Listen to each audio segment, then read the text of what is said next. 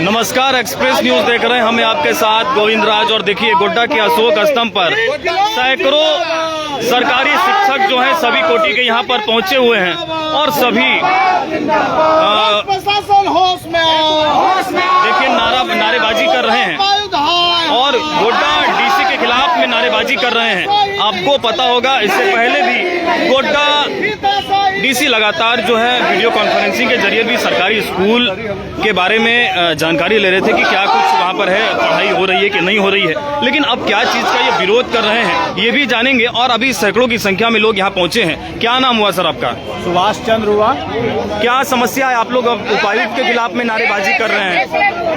अभी हम लोग जो है शहीद स्तंभ पर ये जो देख रहे हैं संख्या जी लगभग 400 से 500 संख्या है। और ये हमारे जो उपायुक्त महोदय हैं उनका जो इम्प्रैक्टिकल गतिविधि है कि 10 बजे SMS नहीं हुआ तो एक दिन का वेतन स्थगित, कुछ शिक्षकों का वीडियो कॉलिंग के द्वारा निरीक्षण और उनका जो है उनको प्रताड़ित करना, उनको सस्पेंड करना और बिना स्पष्टीकरण दिए किसी पर कार्रवाई करना, ये कहाँ का न्याय है? अभी क्या कार्रवाई हुई है किन्हीं के ऊपर? हाँ, एक दिन का स्थगन का वो आदेश निकाल दिए और 1417 को एक दिन का वेतन स्थगित किया गया है और 4 शिक्षक को निलंबित कर दिया गया है बिना कोई स्पष्टीकरण का। गोड्डा डीसी तो अभी देख रहे थे कि वीडियो कॉन्फ्रेंसिंग से सभी स्कूल के शिक्षक के बारे में जान रहे थे। प्रताड़ित करना चाह रहे हैं, उनका कोई मंशा साफ नहीं है। वो मानसिक रूप से शिक्षकों को प्रताड़ित करना चाह रहे हैं और सभी शिक्षक जो है वो प्रभारी के रूप में है और प्रभारी का प्रावधान है कि 6 महीना तक ज्यादा से ज्यादा रह सके।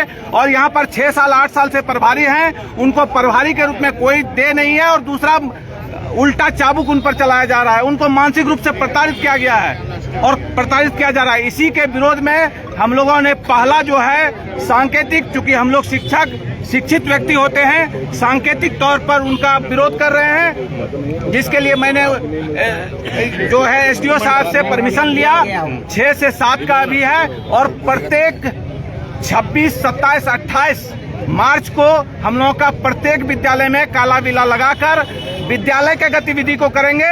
लेकिन सांकेतिक विरोध उनका कर रहे हैं और हो सकता है इसके बाद भी अगर वो नहीं मानेंगे, हमारे साथ न्याय नहीं होगा तो हम लोग आगे हर तरह के आंदोलन के लिए तैयार हैं। रोड से लेकर डेरा डालो से लेकर आमरण अनशन तक का प्रावधान हम लोग के पास। क्या आप लोग का सुनिए, आप लोगों का मांग क्या और क्या समस्या क्या हो रही है? मीडिया वाले को मैं नमन करना चाहता हूँ, मीडिया वाले को जोहार बोलना चाहता हूँ। गोड्डा का डीसी तानाशाही रवैया को अपना रहा है। गैर संवैधानिक कार्यों को सेवा संहिता के विरोध में ये अपने वक्तव्य को कारनामे कर रहे हैं। पहला फेज में SMS नहीं करने वाले 1417 प्रधानाध्यापक को, हेड मास्टर को इन्होंने एक दिन का वेतन लंबित कर दिया गया। सेवा संहिता 4 शिक्षकों को निलंबित कर दिया गया। सेवा संहिता कहती है कि पहले उसको शोक आउट पूछा जाएगा, उसके बाद शोक आउट के जवाब देने पर निलंबन की प्रक्रिया शुरू होगी या प्रपत्र गौ गठित होगा। ये नियम पूरे राज्य में है कि? ये पूरे राज्य में नियम है, देश में है। डीसी भी संविधान से अलग नहीं है। भारत के नागरिकों में पद पर रहते हुए केवल 2 आदमी ही अरेस्ट नहीं हो सकते हैं, वो भारत के राष्ट्रपति और राज्यों के राज्यपाल हैं। समान कानून डीसी पर भी लागू है, शिक्षकों पर भी लागू है। उसको संवैधानिक ज्ञान का अभाव है। उस अभाव के कारण ने उन्होंने NGO से मिल करके वीडियो कॉन्फ्रेंसिंग के द्वारा माहिर मास्टरों को प्रचारित करने का काम किया। पूरे विद्यालय में प्रभारी प्रधानाध्यापक है। प्रभारी प्रधानाध्यापक not a permanent post, that is a temporary, but all the headmaster being from 10 years, 15 years to the work of headmasters, बिना कोई अतिरिक्त लाभ दिए हुए वो सहायक शिक्षक को प्रभारी प्रधानाध्यापक बना दिया गया और उसके कार्यों का निर्वहन कर रहा है। इलाहाबाद हाई कुछ नहीं, इलाहाबाद हाईकोर्ट का निर्णय है कि जो भी प्रभारी प्रधानाध्यापक है उसको प्रधानाध्यापक का पद दिया जाए, इनके द्वारा नहीं दिया जाता है। उसको लाभ में क्या मिलता है? बीपी मिलता है, ब्लड प्रेशर मिलता है, डायबिटीज मिलता है, मानसिक प्रताड़ना मिलता है, मन प्रताड़ना मिलता है। इसलिए गोड्डा डीसी के विरोध में हम ईंट से ईंट बजा देंगे और आंदोलन शिक्षकों का आंदोलन है। जिसने शिक्षक कौम को छेड़ा है उसका मटिया मेट हो गया है, उसका सत्यानाश हो गया है। शिक्षक सबसे ज्यादा संख्या में है। शिक्षक जब चाह लिया तो इसका हम ईंट से ईंट बजा देंगे। यदि आपने रवैये से वापस नहीं आए तो आंदोलन उग्र होगा और डीसी को वापस जाने तक आंदोलन बरकरार रहेगा। धन्यवाद। क्या कहिएगा इसको लेकर आप लोग? ये गोड्डा जो है पूरा राज्य में, झारखंड राज्य में गोड्डा एक यूनिक जिला है जहां 10 बजे तक एसएमएस करने को कहा जाता है। ग्रामीण आप जमीनी क्षेत्र में आके देखिए, जमीन पे आप आइए कि 10 बजे तक हमारे बच्चे, कितने ग्रामीण क्षेत्र में बच्चे उपस्थित हो पाते हैं विद्यालय। बहुत सारा काम है बच्चा को। प्लस एमडीएम का जो है संचालन, खाता का संचालन अध्यक्ष संयोजिका करती है। सारे प्रभारी है यहाँ, कोई प्रमोशन नहीं दिया गया किसी को एचएम के पद पे। प्रभारी स्कूल विद्यालय चला रहे हैं, खाता का संचालन संयोजिका अध्यक्ष करती है। वहाँ कोई भी डिमेरिट होता है तो शिक्षक को दंडित किया जाता है। और दंडित भी क्या, वेतन स्थगित। वेतन सिर्फ हमारा नहीं है, हमारे बाल बच्चों का भी है, वहाँ भी प्रभावित होता है। उनकी शिक्षा प्रभावित होती है, उनका पोषण, उसको हम क्या अपना बच्चा को नहीं देखेंगे क्या? हमारे भी तो बच्चे हैं। वेतन सिर्फ मेरा नहीं है, दंड यहाँ वही दिया जाता है, सिर्फ वेतन स्थगित। वेतन बंद करो, ठीक है, आप स्पष्टीकरण पूछे, आप उसका देखिए कि उसके साथ क्या परिस्थिति है, नहीं है, उसके बावजूद भी आप दंडित कर रहे हैं। ये तो बहुत गलत है, सरासर गलत है। अगर ऐसा ही रहा तो सारे प्रभारी जो प्रधानाध्यापक है, जो प्रभारी में है, वेतन तो आप शिक्षा सहायक का दे रहे हैं और काम करा रहे हैं प्रभारी का, तो सारे सामूहिक इस्तीफा देंगे। हम लोग का यही सब देखिए ये समस्या है। क्यों किया जाता है एसएमएस का? क्या बताइए और क्या समस्या है? सुनिए, एसएमएस के द्वारा यह सुनिश्चित किया जाता है कि हमारे विद्यालय में इतने बच्चे आज उपस्थित हुए और इतने बच्चों का मध्याह्न भोजन योजना से इतने बच्चे लाभान्वित हुए। ये ही इसको सत्यापित किया जाता है इस मैसेज के द्वारा। लेकिन जमीनी हकीकत पर कितने सारे प्रॉब्लम्स हम लोगों को झेलने पड़ते हैं, ये उपायुक्त महोदय को समझना चाहिए कि कितने सारे इंफ्रास्ट्रक्चर की कमी होने के बावजूद हम लोग इतने अच्छे से विद्यालय चलाते हैं। और 10 तारीख के डेट में जो निकाला गया है, उस दिन 8वीं बोर्ड का एग्जाम था। हमारे स्कूल से सारे शिक्षक जो है वहाँ पर प्रतिनियोजित थे और मैं अकेली थी। और सारे क्लास को संचालन करने के बाद, सारी उपस्थिति लेने के बाद फिर मुझे पता चला कि नहीं, बोरिंग जो है खराब हो गया है, पानी नहीं जा रहा है। ये सब जो है प्रॉब्लम आती है। अब मैं पहले उस पर ध्यान देना जरूरी समझी, नहीं तो बच्चे मध्याह्न भोजन योजना से लाभान्वित नहीं हो पाते। लेकिन उपायुक्त महोदय को ये सारी बातें भी, ऐसे बहुत सारे प्रॉब्लम्स हैं हर स्कूल में, जिसको कि समझना होगा उपायुक्त महोदय को। ठीक है, हम लोगों से गलती हुई थी, ठीक है, हम लोग मानते हैं कि हम लोगों से गलती हुई थी, तो हम लोगों से स्पष्टीकरण मांगना चाहिए था। लेकिन वेतन स्थगित करने के आदेश के हम लोग, आप सभी लोगों का क्या एक दिन का वेतन काट दिया गया है? सुनिए ध्यान, सभी तो प्रभारी स्थगित किया गया, एक दिन का वेतन स्थगित किया है प्रभारी का।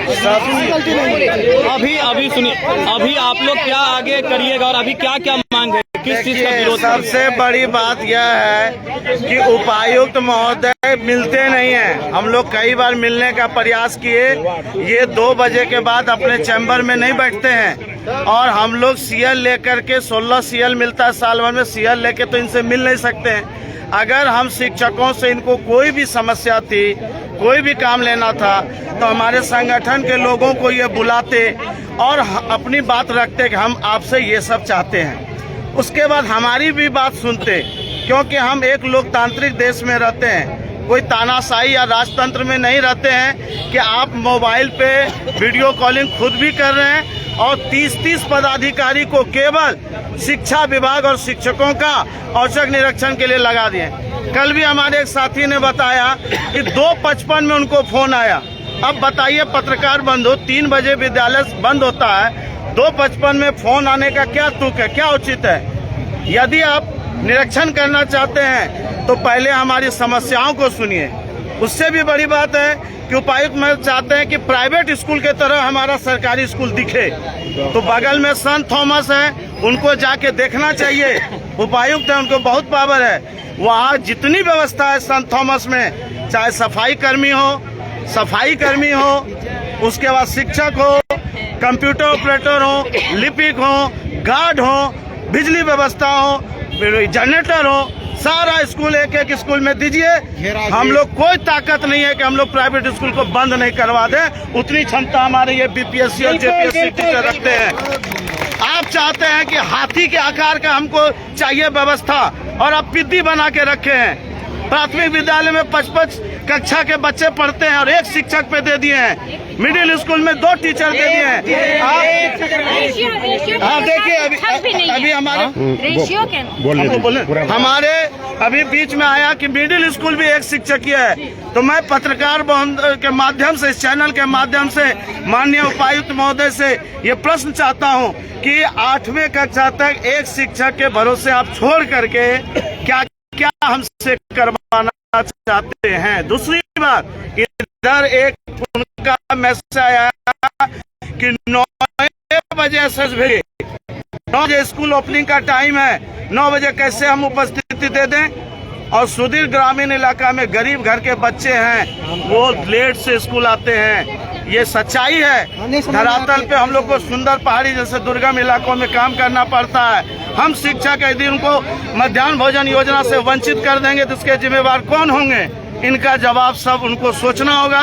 संगठन उनसे वार्ता करने के लिए हमेशा तैयार है। आप हमसे वार्ता कीजिए, हमारी समस्याओं को समझिए और तब बीच का रास्ता निकालिए। हम लोगों ने उपायुक्त महोदय को 2 ज्ञापन दिया है। एक ज्ञापन दिया है कि वो जो 2 आदेश उन्होंने जारी किया उनको निरस्त करें, और दूसरा ज्ञापन दिया कि हमारी जो विभिन्न समस्याएं हैं, चाहे प्रोन्नति की समस्या है, चाहे सरकारी ये मेरा मोबाइल है पर्सनल, इस मोबाइल से वो सारा काम लेते हैं। अगर सरकार का काम व्यक्तिगत मोबाइल से शिक्षक क्यों करे? क्या थानेदार जो है अपना पर्सनल रिवॉल्वर और मोटरसाइकिल से पुलिस को, ये चोर को पकड़ता है क्या? जब सरकारी सिस्टम में सरकार सारे संसाधन देते हैं, क्या माननीय उपायुक्त महोदय अपने पैसा से कहीं जाते हैं, विजिट करते हैं क्या? तो हम शिक्षक अपने व्यक्तिगत मोबाइल से ट्रेनिंग लिए। सबसे दुखद बात है कि 26 घंटे का 50 घंटे का प्रशिक्षण पूरे राज्य के 1 लाख शिक्षकों को अपने व्यक्तिगत मोबाइल से लेना पड़ा। और इसके लिए भी उपायुक्त महोदय ने एक चिट्ठी निकाला था कि यदि 2 दिन के अंदर ये लोग प्रशिक्षण नहीं लेंगे तो इन लोगों का वेतन बंद रखा जाएगा। माने हर एक बात में वेतन बंद और तानाशाही, बस यही हम लोग का है। आगे हम लोग का आंदोलन चलेगा। 28 तारीख को यदि अनुमंडल पदाधिकारी अनुमति दे देंगे तो पूरे जिले के टीचर का आह्वान संगठन के माध्यम से किया जाएगा कि आप 1 बजे दिन में यहाँ शहीद स्तंभ पे पहुंचे और विशाल जो है हम लोग हुजूम में एक विरोध मार्च जो है माननीय उपायुक्त गोड्डा के विरोध में करेंगे। और यह आंदोलन तब तक चलता रहेगा जब तक ये दोनों आदेश निरस्त नहीं होते हैं और हमारे मान सम्मान और गरिमा का ख्याल माननीय उपायुक्त नहीं रखते हैं। यह संगठन जो है सभी संगठनों का सामूहिक मंच है। इसका नाम है समग्र शिक्षक मंच।